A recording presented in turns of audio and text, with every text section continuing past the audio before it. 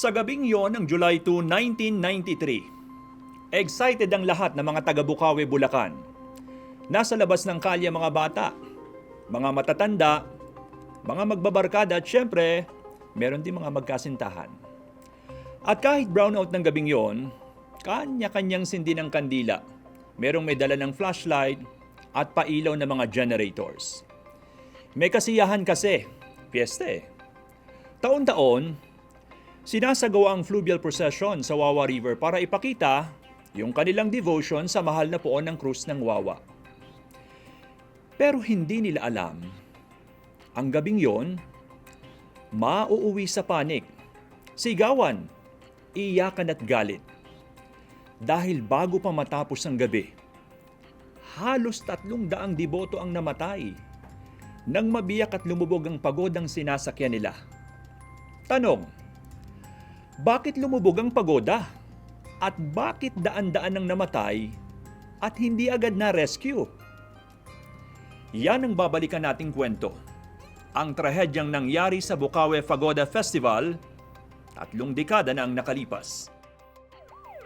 Inabutan ng ABS-CBN news teams ang rescue operation na isinasagawa ng pulisya, militar, Coast Guard at mga lokal na opisyal ng Bukawi. Higit 100 biktima ang nakuha mula sa naturang ilog sa unang gabing yon.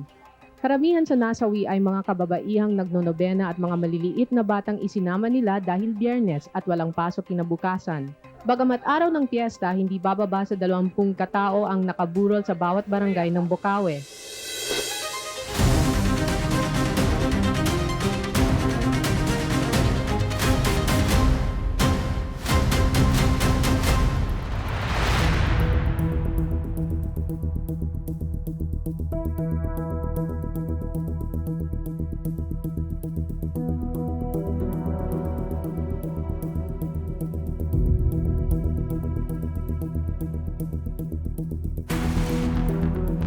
July 2, 1993, Biyernes.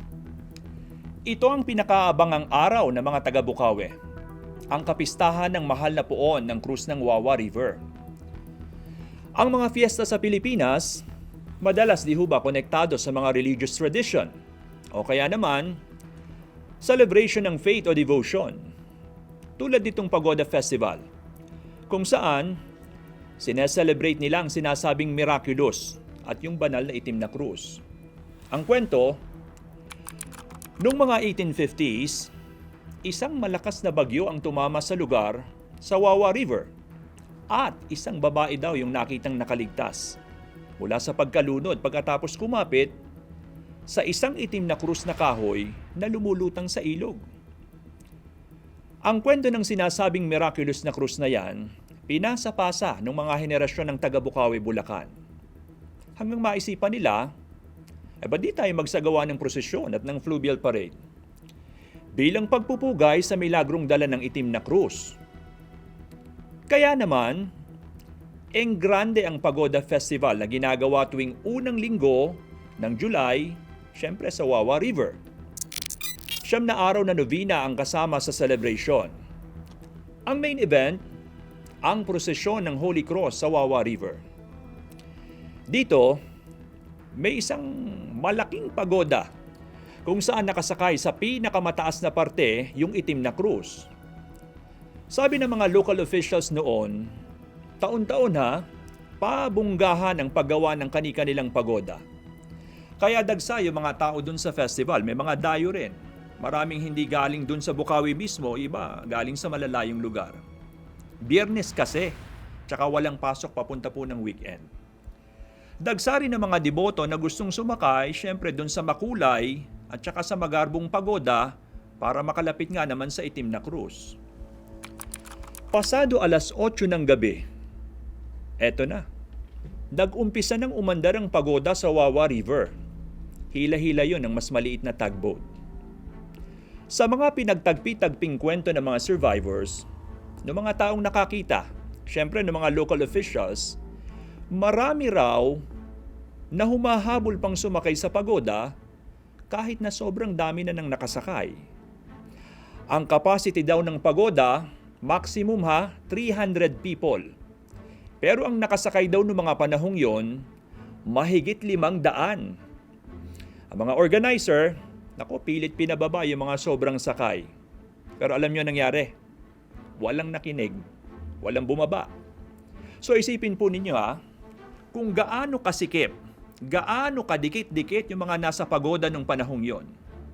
May mga hindi na nga nakasama kasi hindi na talaga kasya sa dami ng tao. Sila po yung ilan sa mga maswerteng hindi namatay sa trahedyang yan. So, umandar na yung pagoda sa ilog. Tuloy lang ang kasiyahan. Ginaganap yung Pagoda Festival.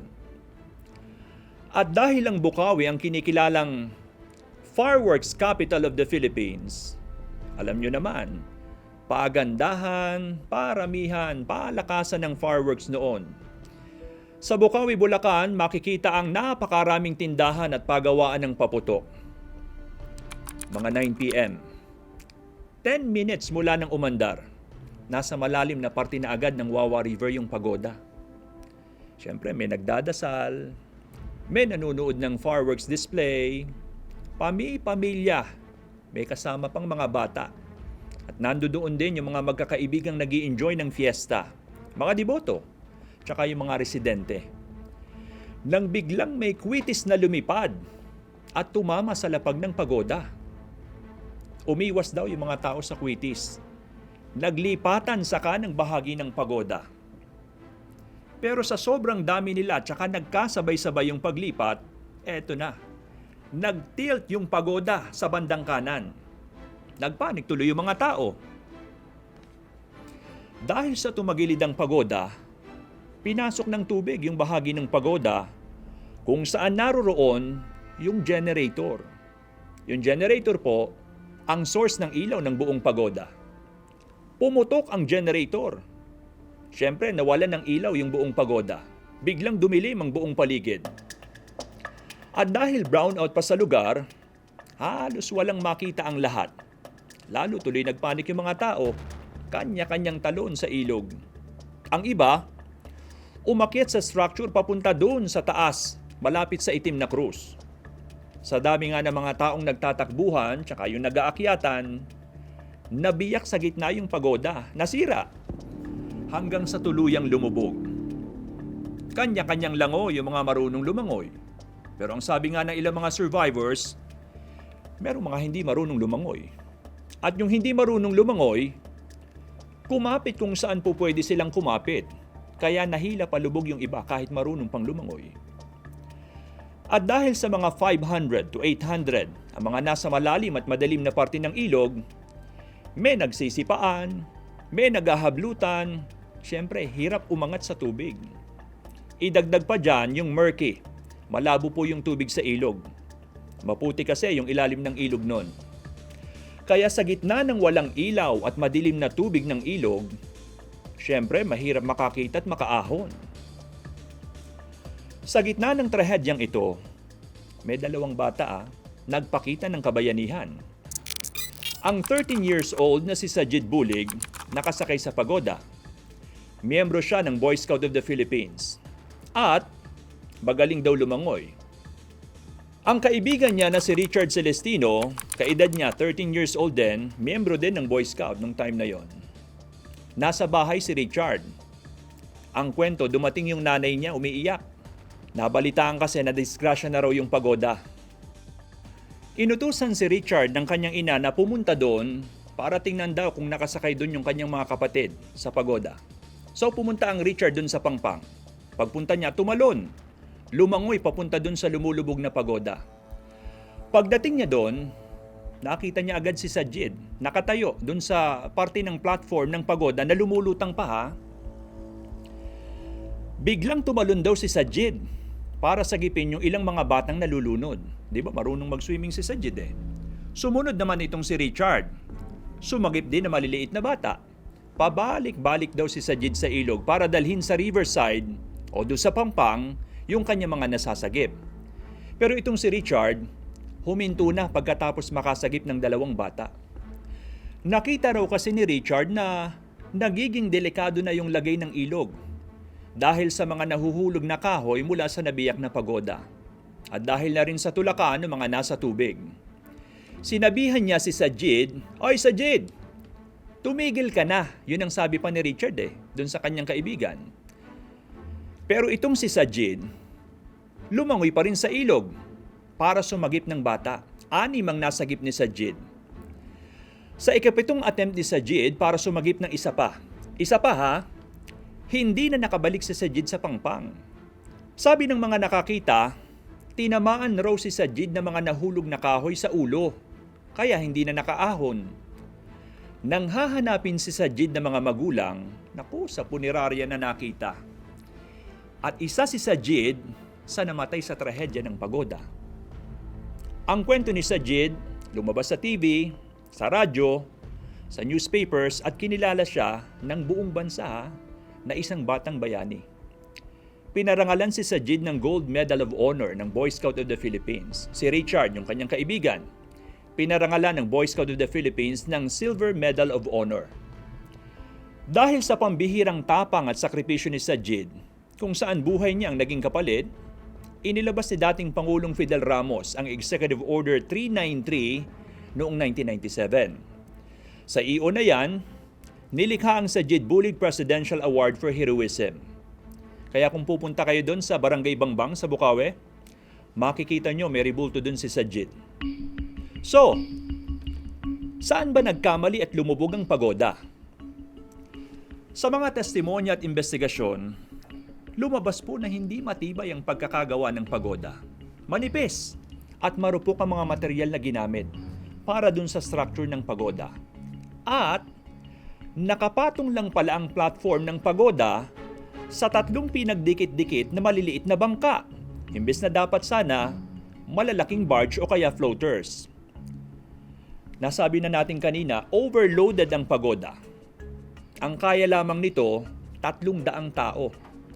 Pero sa mga reports, mga 500 to 800 na tao raw yung hindi napigilang sumakay. Sabi rin ng mayor noon, wala kasing malino na guidelines sa disenyo at measurement ng pagoda. Kaya pagandahan, sabi pa nga nung mayor, payabangan, yun mismo yung term na ginamit. Pataasan daw ng structure ng pagoda. Wala ring handang disaster or risk management plan. Kaya yung pag-rescue, hindi rin organisado, hindi handa, kalat-kalat. Sa unang gabi ng trahedya, mahigit 100 bangkay agad ang nakuha mula sa Wawa River. 3 araw na tumagal ang pag-rescue at retrieval dun sa mga sumakay at tumalon mula sa pagoda. Sa huli, umabot sa higit 300 tao ang namatay. Imaginin, higit 300 tao. Kasama yung maraming batang bitbit ng kanilang mga magulang, ng mga lolo't lola, kaya naman pamilya ang namatay dyan. Sa dami ng bangkay, napuno yung punerarya sa Bukawi. Kaya sa plaza inilagay yung iba nga nasa basketball courts na lang. Sinampahan ng kasong reckless imprudence resulting to multiple homicide yung ilan sa gumawa ng pagoda. Kasama na rin ang head ng committee na in charge doon sa fluvial procession. Pero naibalita, na-dismiss yung criminal case dahil kulang daw sa ebidensya. Nagkaroon naman ng civil case kung saan nagkaroon ng settlement agreement sa ilan sa pamilya ng mga biktima. Nakatanggap sila ng pero ang sabi, pero hindi yun kabayaran ha, yun ay tulong doon sa pamilya ng mga namatayan. Pero hindi lahat ng mga naiwang pamilya nakasama doon sa civil case na yon. Mula ng maganapang trahedya, nahinto ang engranding fluvial procession dyan sa Wawa River. Meron pa rin namang celebration ng mahal na puon ng cruise taon-taon, pero hindi na masyadong malakihan tulad noon. Parang nabawasan yung saya, tsaka yung kasikatan ng Bukawi Festival. Pero noong July 2014, 21 years after, higit 2 dekada, handa na ulit ang Bukawi na umahon sa alaala ng 1993 Pagoda Tragedy. Binuhay muli ang engranding Pagoda Fluvial Procession sa Wawa River. Pero this time, mas mataas pa ang pagoda. 48 feet ang taas, 3 palapag, kung saan naroroon pa rin sa tuktok yung itim na krus. Kumikinang ang buong pagoda sa gitna ng ilog. Pero, siniguradong mas matibay at tama na ang disenyo. Bakal ng mga material, nakapatong na sa mas malalaking bangka at floaters, Kumpleto ang life vest at safety measures. May nakaabang na ring mga scuba divers at rescue units. At higit sa lahat, 200 people lang ang allowed na sumakay sa bawat layag ng pagoda. Mula noon hanggang ngayon, naging masaya at maayos na ang kapistahan ng Bocaue at ang Pagoda Festival. Masakit ang mga natutunang lessons ng mga taga-Bocaue sa paglubog ng 1993 pagoda. Pero sinigurado nilang hindi ito makakalimutan. Sa tuwing gaganapin ang Pagoda Festival, may dasal at pag-alaala ng mga nasawi, may pagpapahalaga sa kwento ng mga survivors at pagpupugay at pasalamat sa kabayanihan ng mga tumulong. At yan ang kwento ng paglubog at muling pag-angat ng Bocaue Pagoda Festival. Kayo, anong tingin niyong mahalagang natutunan sa trahedyang ito? Sino bang dapat managot sa trahedyang nangyari? Anong tingin niyo sa pagbabalik ng Bocaue Pagoda Festival? I-comment niyo na yan dito at mag-like, share at subscribe na rin kayo sa aming YouTube channel. Ako si Johnson Manabat at ito ang Philippines Most Shocking Stories.